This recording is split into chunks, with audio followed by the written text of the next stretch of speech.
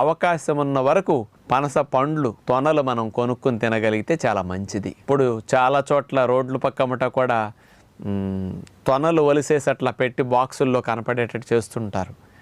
అలాంటి పనస తొనలు శక్తి తీసుకుంటే 100 గ్రాములు, అంటే గింజ తీసేసి తొనలు 100 గ్రాములు తీసుకుంటే అవి 88 క్యాలరీలు శక్తి అన్నమాట పనస తొనలు.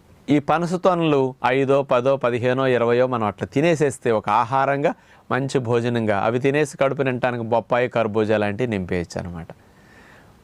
ఏదన్నా ఒక ప్రకృతి ప్రసాదించిన ఫ్రూట్ను మంచిగా తినే అదృష్టం ఉంటే మరి ఇట్లాంటి వాటికి డబ్బులు ఖర్చు పెట్టి కొనుక్కుంటే మంచిదని విజ్ఞప్తి.